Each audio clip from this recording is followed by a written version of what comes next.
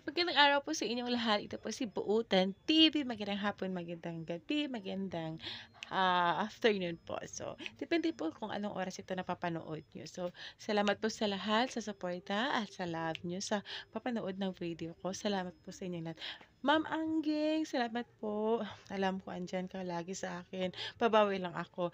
Promise po. At sa lahat po nagsusuporta, salamat po. At huwag niyong kalimutan mag-subscribe sa hindi pa at leave ng comment kahit heart lang masaya na ako doon. So, may share ako sa inyo ngayon.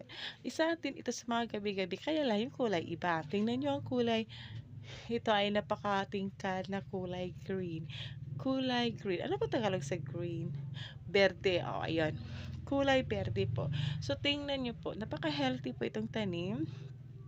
At saka hindi masyadong sensitive ito. Kaya lang, kailangan mo talagang i-trim to. At saka kung mayroon na siyang mga babies doon, o kaya yung mga, ano yun, yung mga maliliit na, ah, ano ba yan, mga babies nga.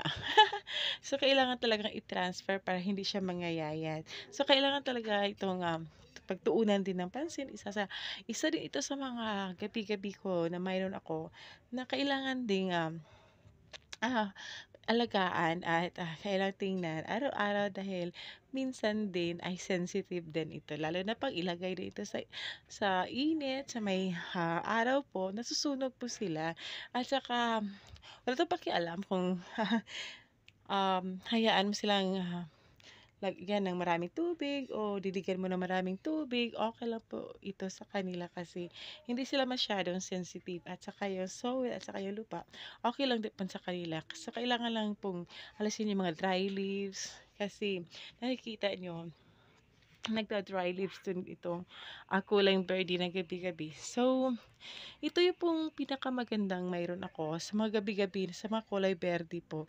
Ang gusto ko kasi sa kanila kasi siksik yung ano, siksik yung mga dahon tingnan mo, ang healthy nila. Kaya lang, sa ganito kasing pagtatanim, dapat gustong-gusto mong magtanim, dapat andoon yung heart mo sa pagtatanim.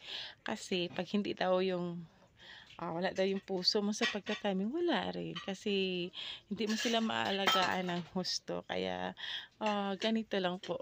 So, tingnan niyo po, napakatingkad yung berry at saka yung sa gitna, nakikita niyang puti, ang ganda talaga. 'Pag nahawakan mo ito, ang lamig. So, isa rin ito sa mga magagandang tanim na mayroon ako sa bakuran ko at ito na po iyon. So, I hope nag-i-enjoy kayo. So, kung gusto niyo magtanim ng ganito, okay lang po kasi hindi ito sensitive. So, hindi din masyadong um, mas sensitive sa tubig na ididilig mo sa kanila. Ang ayaw lang nila yung sun. So, enjoy for watching and thank you, Ma'am Anging Fe and Anging Fistim. Thank you so much.